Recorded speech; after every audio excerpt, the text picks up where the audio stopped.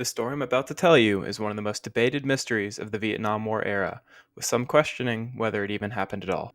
But after listening to what I'm about to tell you, you can make your own judgments. Today we're going to be talking about red night vision.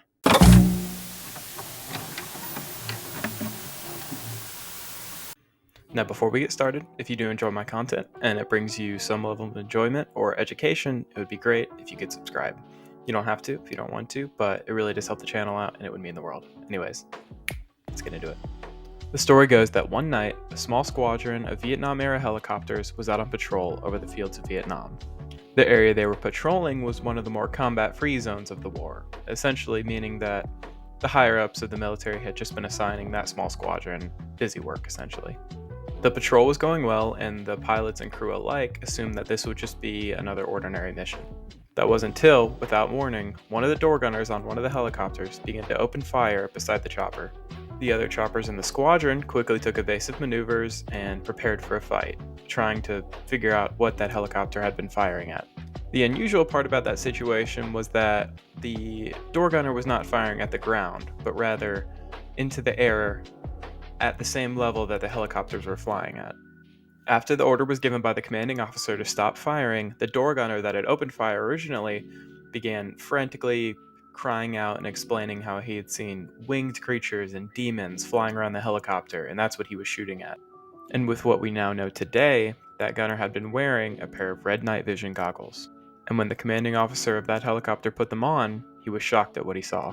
He described what he saw as demons or gargoyles flying around the helicopter, and as soon as they realized that he could see them, they began flying directly towards him in an aggressive manner.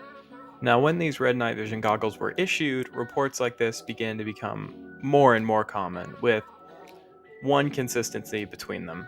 That consistency being that whenever a GI had the goggles on and was able to see these creatures, they would begin flying towards him in an aggressive manner because they realized that he could see them, was essentially the most common part of all their stories. Now, of course, when the higher-ups got a hold of this information, they quickly recalled all the goggles, and red night vision goggles were quickly pulled from the lines and decommissioned. Now let's talk about what I believe could have potentially caused this. Now, in the modern age, the night vision that we know today and is modern and up to our standards uses phosphorus in order to bend the wavelengths of light and make it visible to the human eye. During the Vietnam War, however, the primary ingredient in the night vision goggles was a chemical known as dianin. Now, what is dianin, you might ask? Well, it's essentially a dye or a chemical that they used in the goggles that acted in a similar manner to phosphorus, except the wavelengths of light that dianin could pick up were slightly different, and I mean slightly different, from phosphorus. So what does this have to do with GIs in Vietnam seeing demons? Well, we're going to talk about that. So the main people that believe this theory pretty much say that dianin was the cause of this, and since it was able to pick up on slightly different wavelengths of light, they believe that it was able to make an entity visible that is invisible to phosphorus as well as the human eye. Essentially meaning that the minuscule amount of change from phosphorus to dianin was enough to reveal these creatures that had been previously invisible to the naked eye. Now, I didn't know a lot about this when I first started researching it, but as I started reading into it, I still really don't know what to think, to be honest, because I love talking about anomalies and scary stuff and being like, oh, this might be possible in some case, but I have a hard time buying this one. I'm going to tell you why. Now, for starters, the official reason why they banned these goggles is because dianin is reportedly extremely toxic. There are heavy restrictions on it even to this day in the US, and many of the websites that I checked out in research for this portion of the video also told me the same thing, that it's apparently extremely, extremely toxic. And of course, for cases like this where toxic chemicals were involved, you can't rule out hallucination or just distortion of reality because of the symptoms of this chemical being exposed to you. Another reason I have a hard time believing this is because this was the Vietnam War and there were a lot of exaggerations and made up stories Even if the exaggerations were based on true events, they're still exaggerations, as well as the fact that many of the GIs at the time were often hooked on some sort of drug or opioid that had been given to them just because they were over there, and that can't be ruled out either.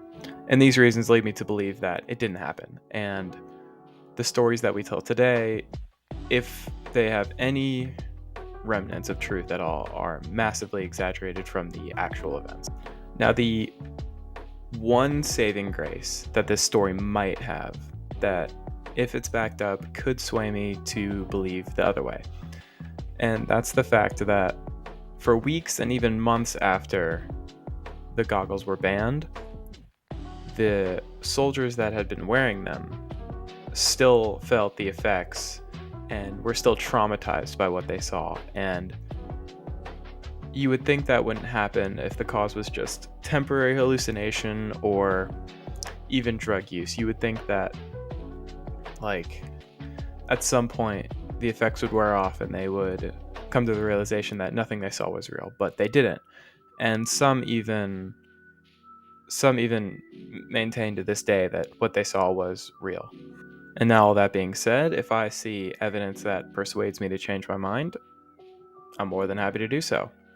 Anyways, that is going to do it for today's video. Thank you so much for watching, and if you want to see more of this kind of content, let me know.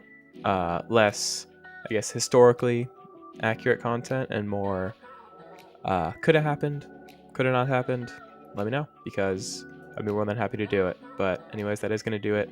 Thank you so much for watching again, and yeah, I'll see you in the next one. Peace.